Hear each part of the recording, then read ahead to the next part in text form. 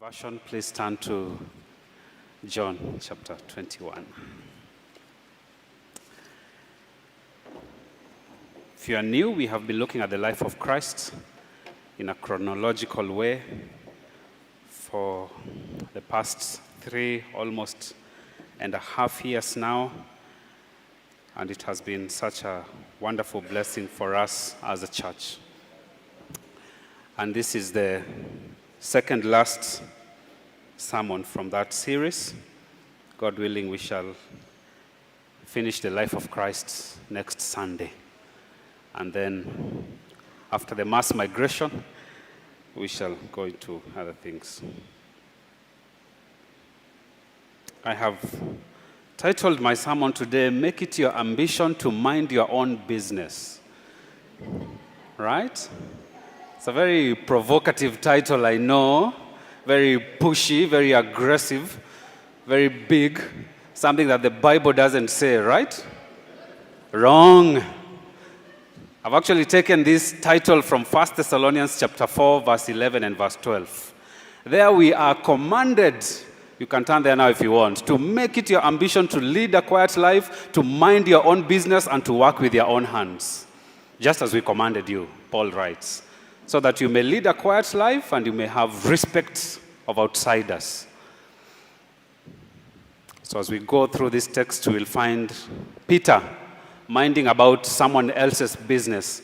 And Jesus essentially tells Peter, mind your own business. Everyone else, I'm going to mind them.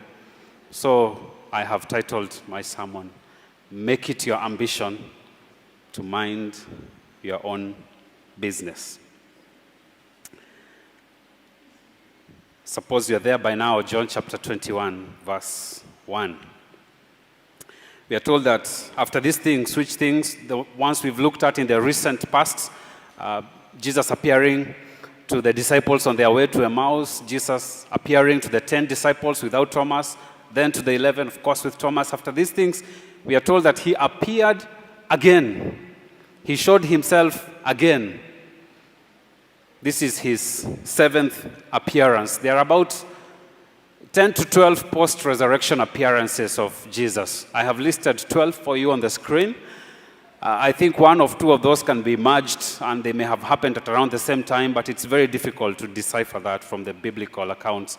Nonetheless, whatever we are looking at today, the 7 disciples fishing, is the 7th post-resurrection appearance of Jesus. He showed himself again, we are told in verse 1, to the disciples at the Sea of Tiberias, elsewhere called the Sea of Galilee or the Lake of Galilee. It's the same location. It was named after Tiberius Caesar.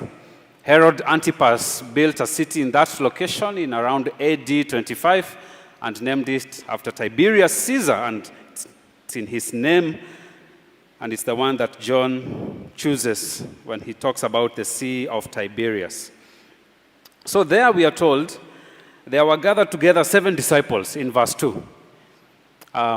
We are told there were gathered together Simon Peter. Peter is always first. Whenever you find the list of disciples, Peter is always first. He was their leader, and he's always named first.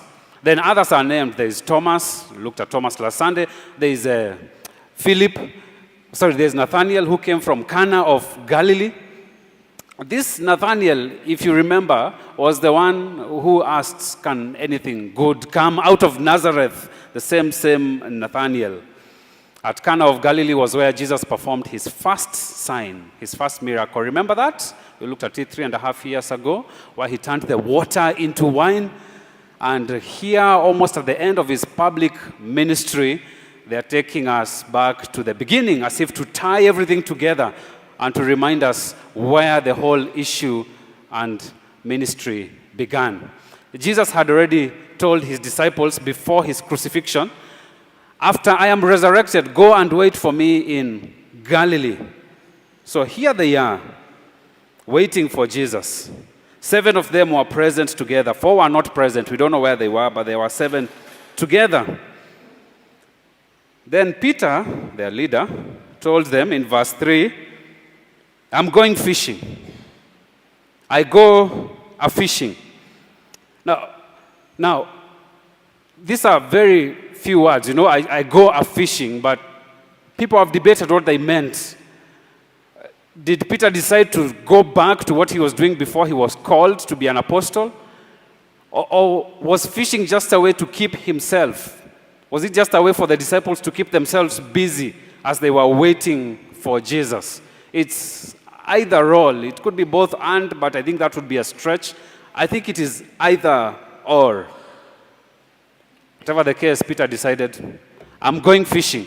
And here is the power of influence. Verse 3, power of influence. All the other 6 said to Peter, we are going with you. We're also going back to fishing together with you. My conviction is that the 7 disciples here decided to return to what they were doing before Jesus called them. It was not just a passing the time issue. They decided to go back to fishing. You see, without Jesus with them and the Holy Spirit in them, their heart and spirit for mission, their joy for the Lord's work, and a sense of a higher purpose was quickly fading away. And they said, you know what, there was something we were doing before this. Let's go back and try and see how it will work out for us. But specifically in that verse 3, here is the reason I'm convinced Peter and the 6 others returned to fishing. Because they went and fished the whole night, and the Bible tells us, and they caught nothing. That night they caught nothing. It was not unusual for people to fish at night. There were optimal times for fishing. Fish would come up to the surface. They would be attracted by leftover food or light or whatever it may be. What was unusual was for experienced fishermen to catch nothing all night. What a waste. You go for an entire day to work, you come out of it empty. There's nothing. So, when the morning was come in verse 4, Jesus stood on the shore, but they didn't know that it was Jesus. Maybe because of poor visibility. Maybe they were fatigued after a whole night of fishing. Maybe it was distance. The place where they were was about 300 feet from the place where the man was standing on the shore. Maybe it was because of disappointment, of having caught nothing the whole night. Whatever the case, we are told they did not know that it was Jesus. Then Jesus said to them in verse 5, this is how Jesus addressed them, children, do you have any food? Right? Do you have any meat? Jesus already knew that they did not have any food. I mean, he is Jesus, he is God, he is omnipresent, he is omniscient. He already knew. He already knew that they had caught nothing. In fact, as we read all the way to verse 24, we'll come to find that Jesus already had made provision for them. So, what's the point of asking them whether they have any food? Why ask if you already know the answer? Well, it is a question of self-analysis. It is a question of self-investigation. It is a question of self-awareness. Do you know one of those questions in life that are designed to make you stop and think? One philosophical question like that asks, if a tree falls in the forest and no one is around to hear it, does it make a sound?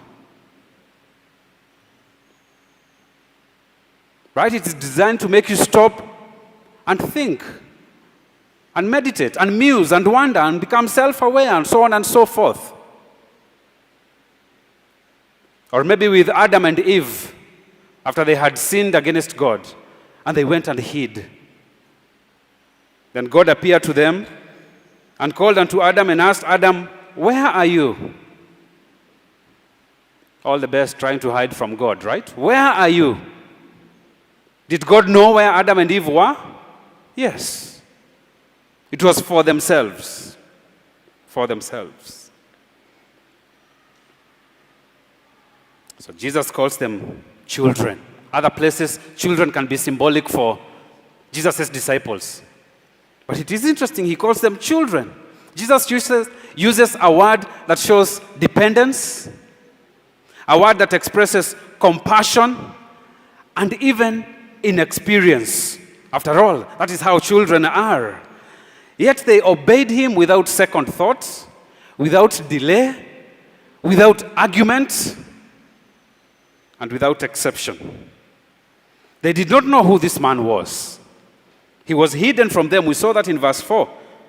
Yet this man knew they had toiled all night and they had caught nothing.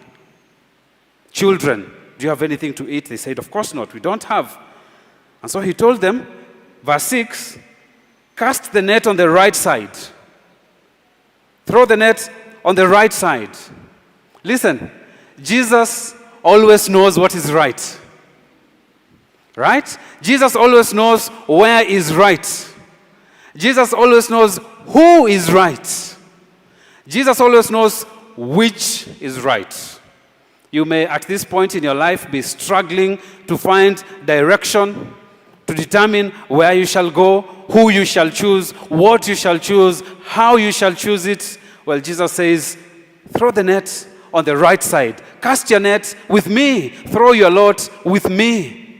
Jesus always knows what is right and where is right. So he told them, throw it there. They threw it there, and what happened? The fish were so many, they were not able to draw it in for the multitude of fishes. There's a similar account like this in Luke chapter 5. At the very beginning of Jesus' public ministry, again, here he is speaking the same message to his apostles. At that time, of course, they were fishing. They did not catch anything. Peter was prominent. Peter is the one who responded to Jesus and said, depart from me, for I am a sinful man. There was a great harvest. They forsook everything at that point, and they followed Jesus. So here we are again in John chapter 21. At the great catch, something similar happens. Now, John was observing all this, of course, with the other disciples. But remember, John was the cautious one, very observant. He was looking at all of these things, and he realized there is something supernatural about what has happened. So he told Peter, Peter, it is the Lord. Verse 7, it is the Lord. John, the cautious one. Peter, it's the Lord. Peter, the one who always threw caution to the wind. What does he immediately do? We are told there in verse 7,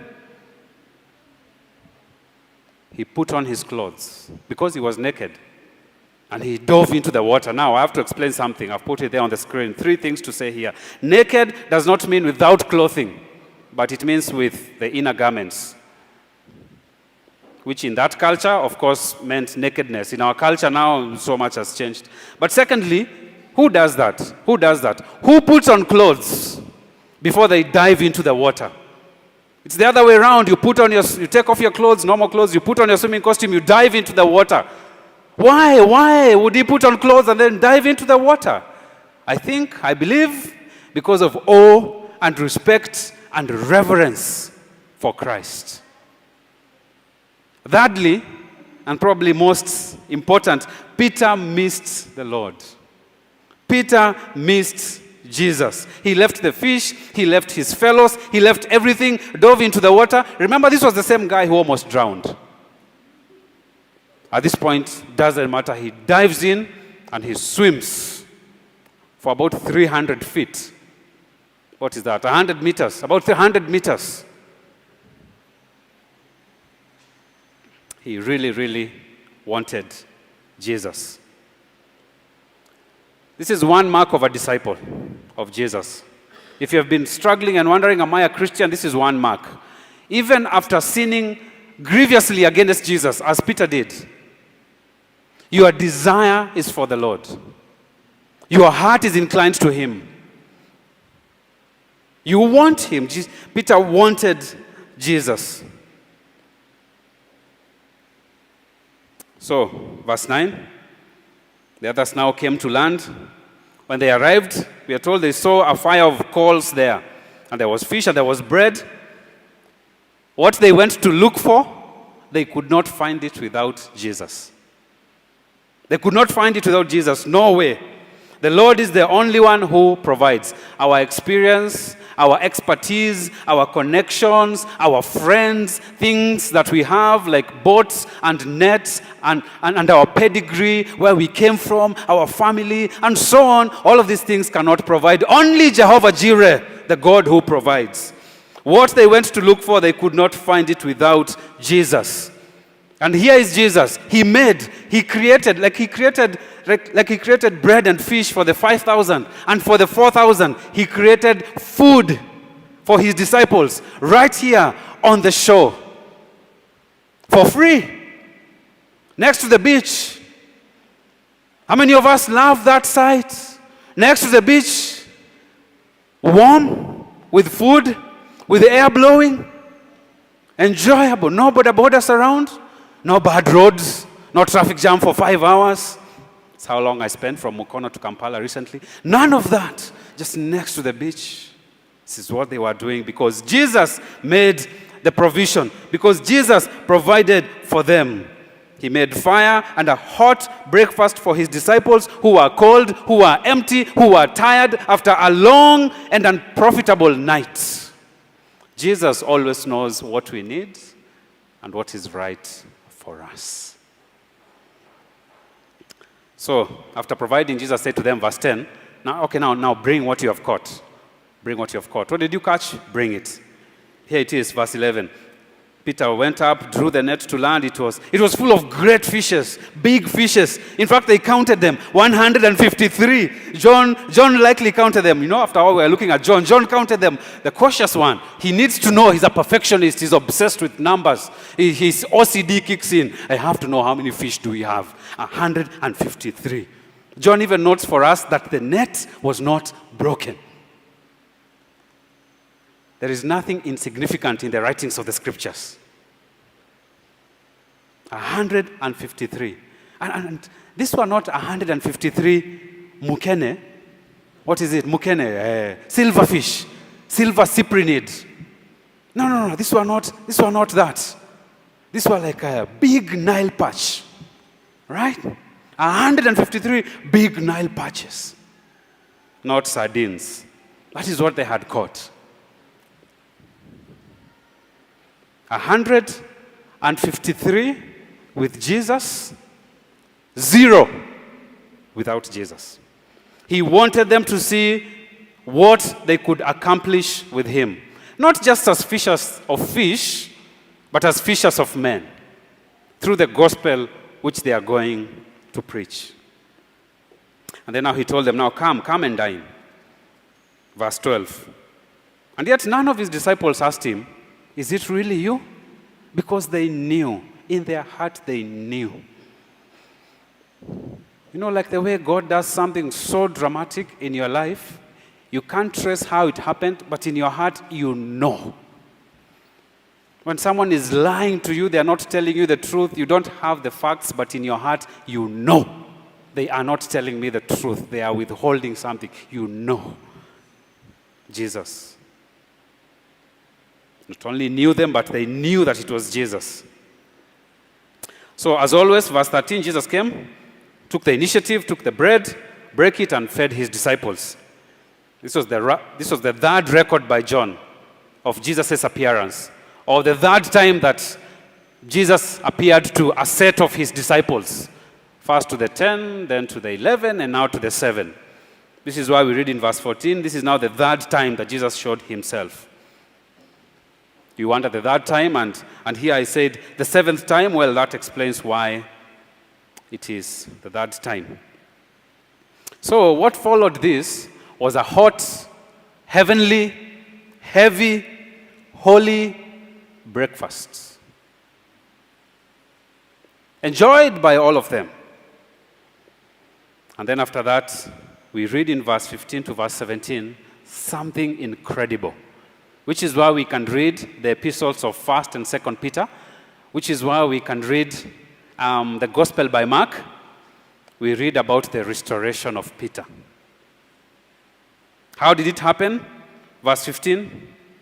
After they had dined, Jesus said to Peter, Simon, son of Jonas, do you love me more than this?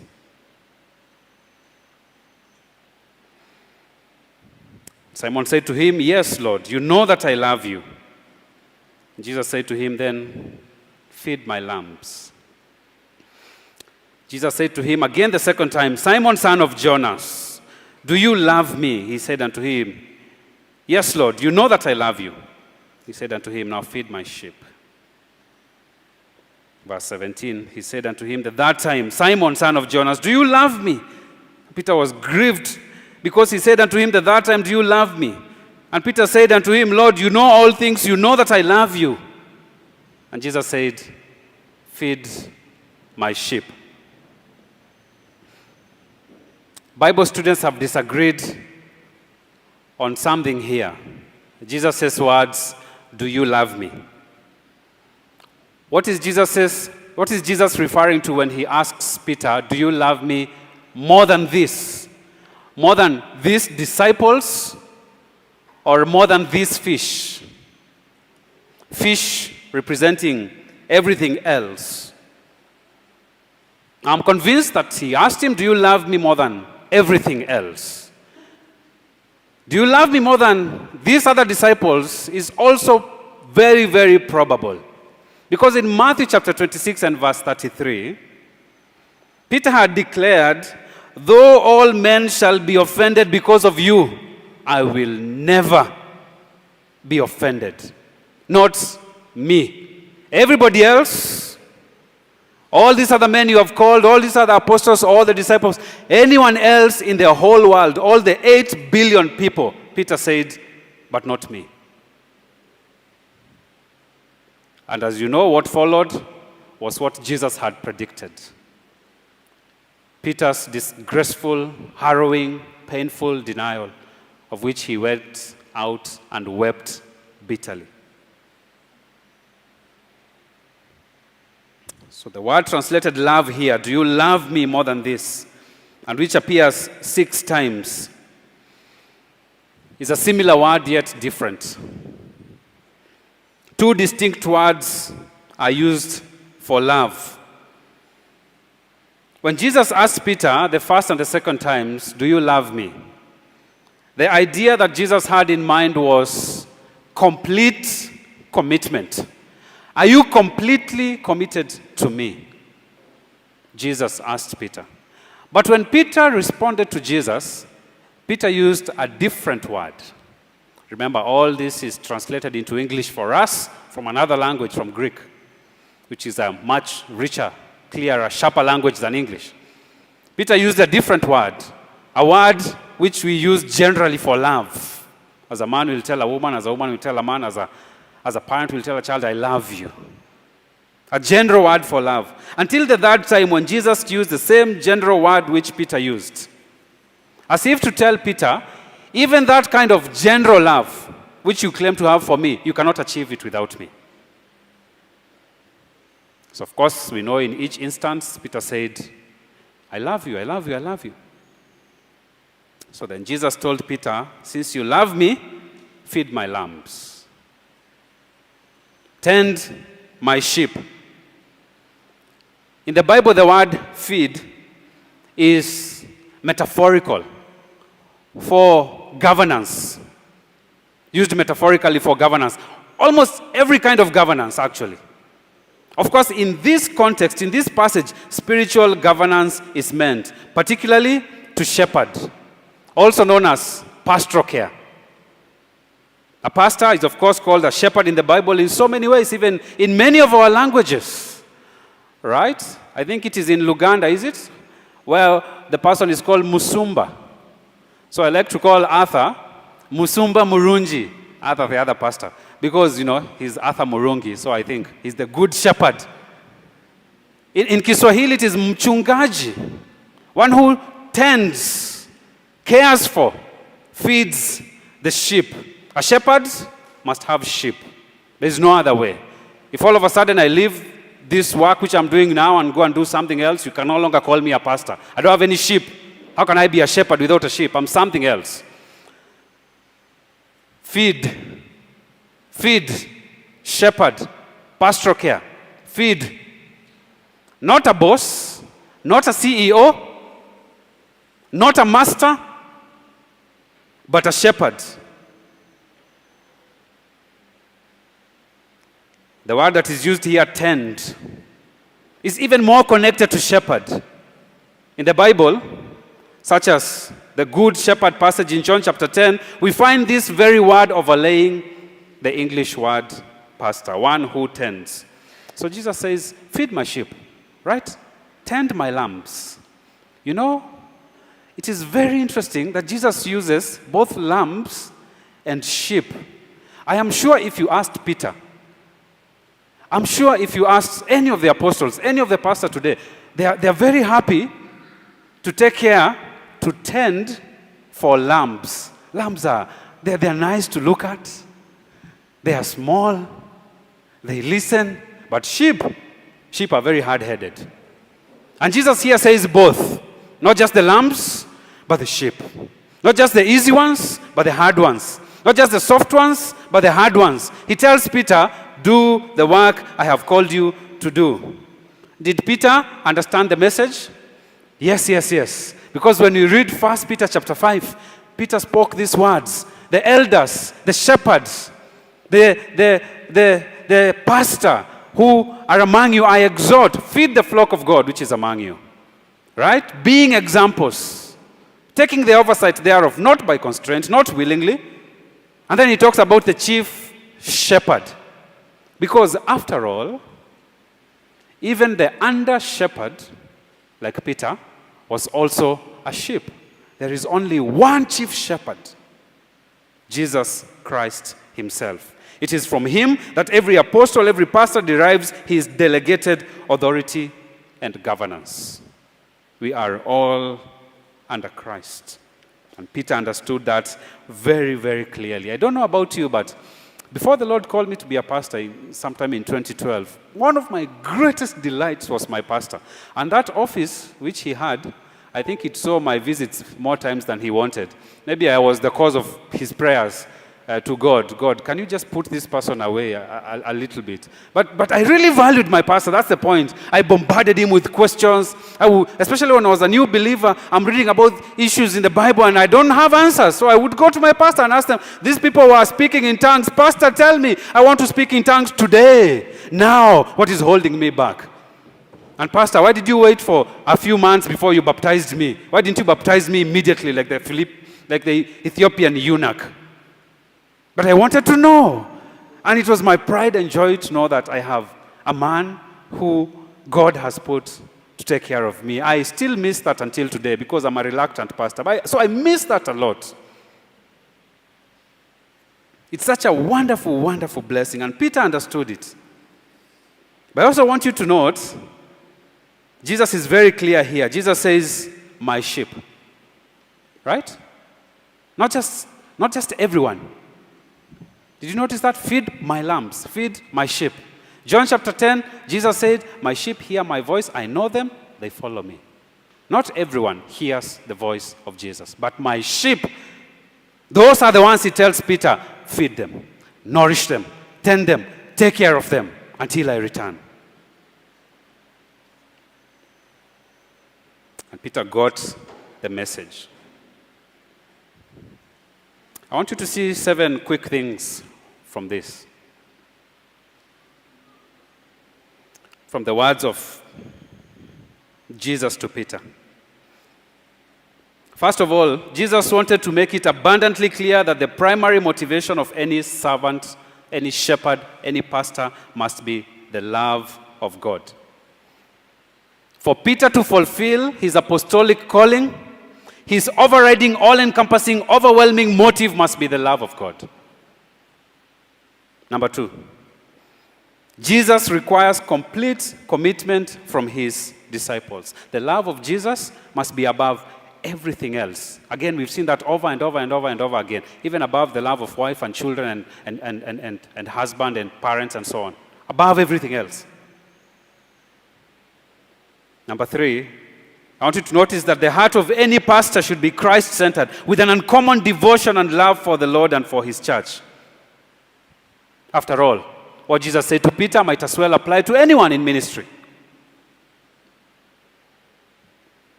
Number 4, the shepherd is to be unwavering and dedicated to feed and tend the sheep. How? By giving them the diet, No new invention. The diet which God has given is the Word of God. It's nothing new.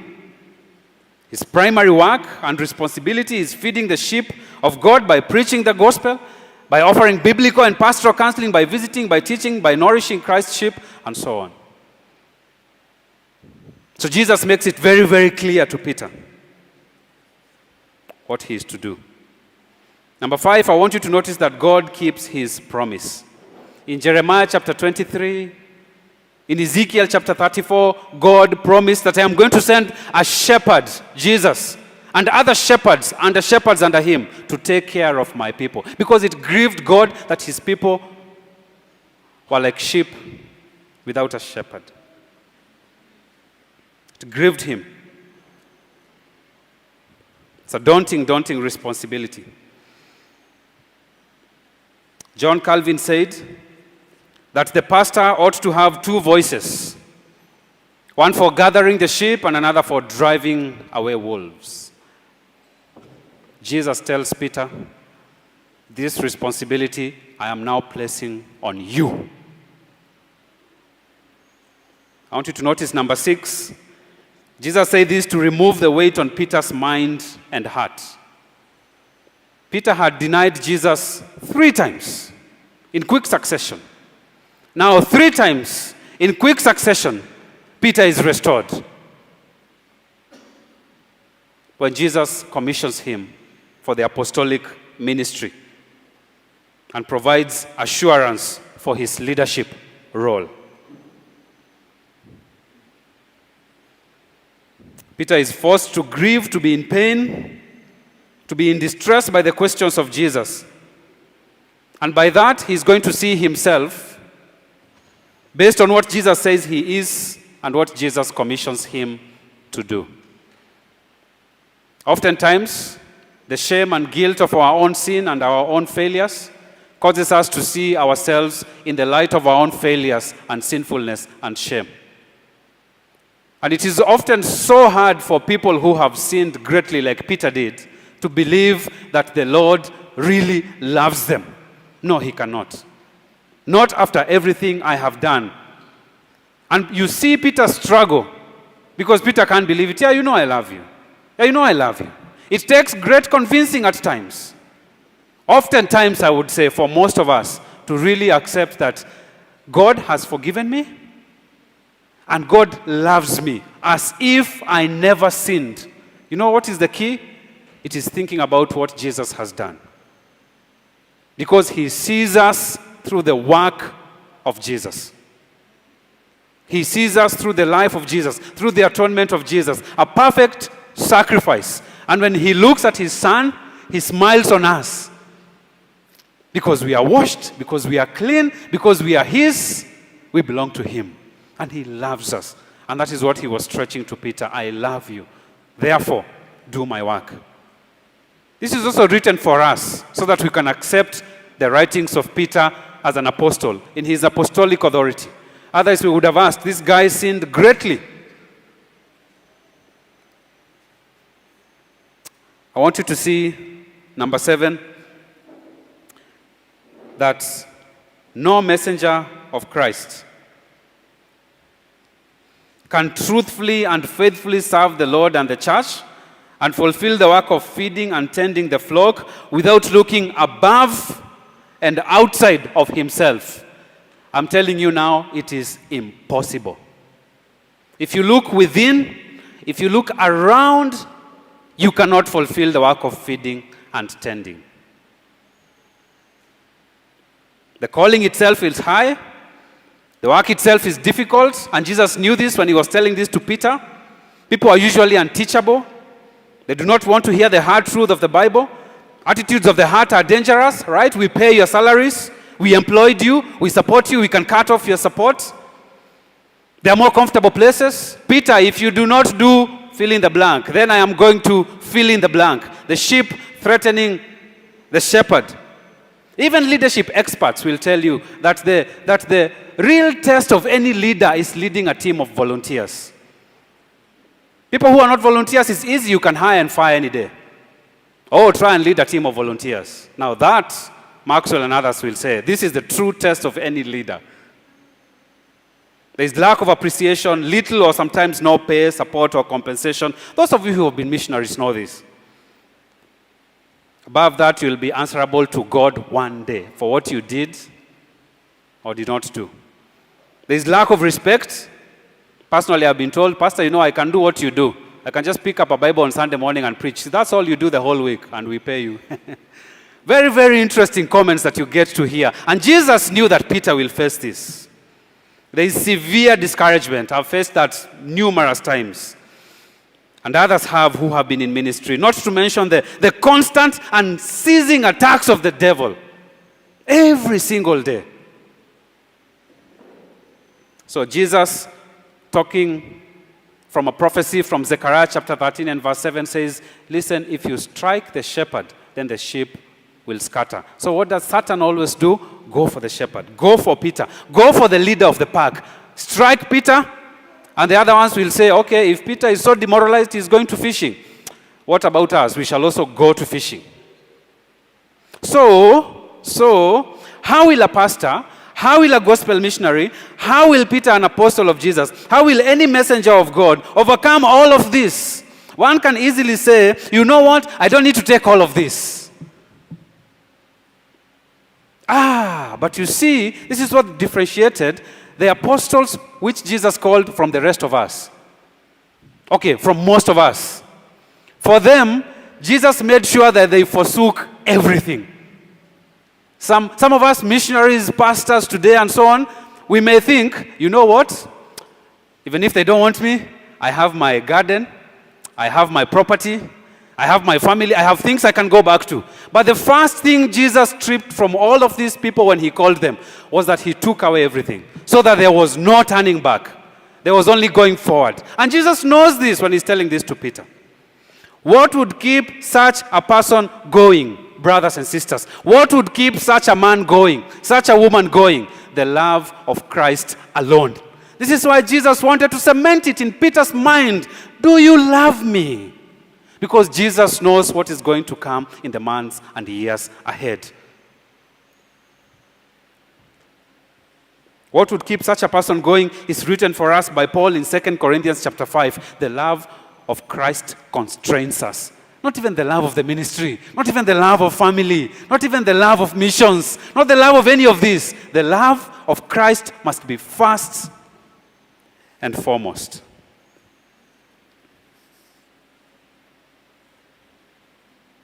So, verse 18.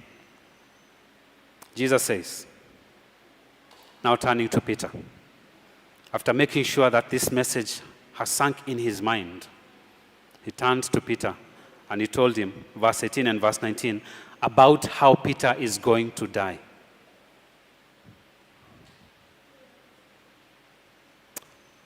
How many of you here would like to know how you will die?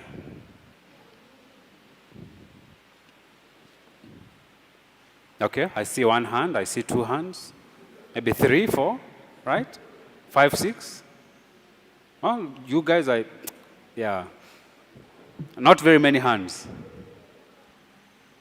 But Jesus told Peter how he's going to die in verse 18 and verse 19.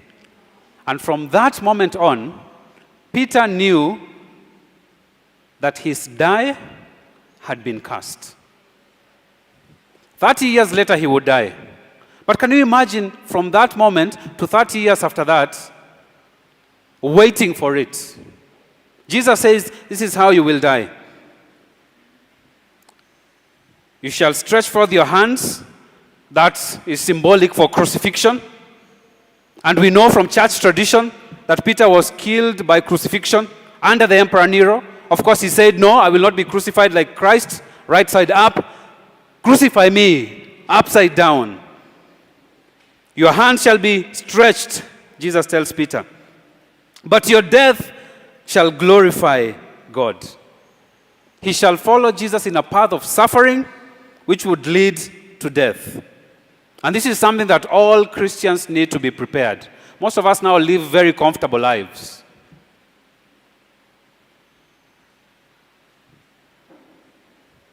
But all Christians should be prepared for the same in the Lord's name, if it should come. It's a very bad teaching today, you know it.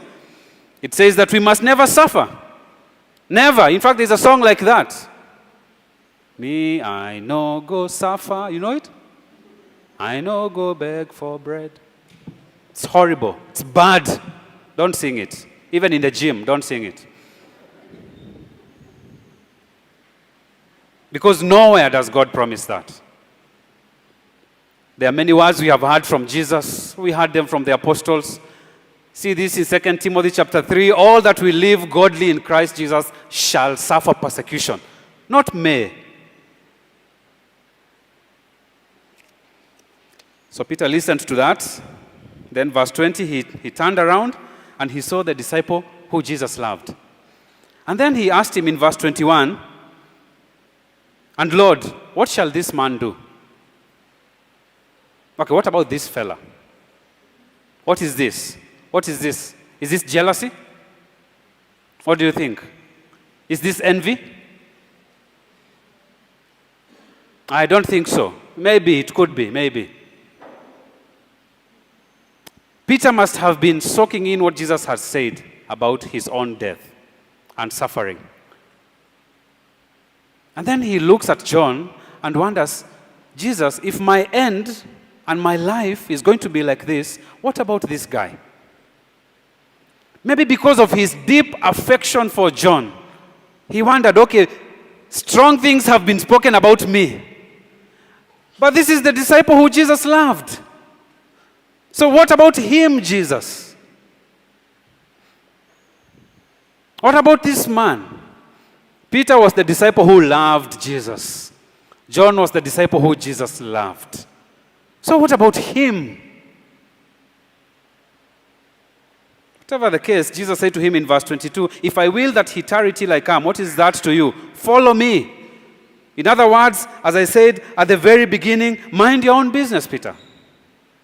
Instead of being consumed or obsessed by the road which Jesus has chosen for other people, Jesus should be your obsession. Jesus should be your all-consuming desire. We should not be sidetracked by other people's ministries, or life, or comforts, or privileges, nor compare between ourselves and others. For someone once said that comparison is the thief of joy. To put a biblical perspective to this, Hebrews chapter 13, let your conversation be without covetousness and be content with such things as you have. For he has said, I will never leave you and I will never forsake you. Didn't we sing it today in the songs? So Jesus tells Peter, John, leave him, because all of us, if not most of us, are prone to compare ourselves. Right? But my life, but my ministry, but the things that I have, that person has more. We went to school the same time. They're doing the same work as I am doing. We are the same age. We come from the same country. Why do they have more than I do? Why do they have more children? Why are they married and I'm not married? Why do they have more property? Right? It's the disease in our hearts. I think it was Thomas Watson who said that Satan loves to fish in the heart of a troubled person. He loves to fish in that heart. So Jesus tells Peter, listen, just be content with your lot. Was that how they understood Jesus? Of course not. Because in verse 23 we read, then went this saying abroad among the brethren, that disciple should not die.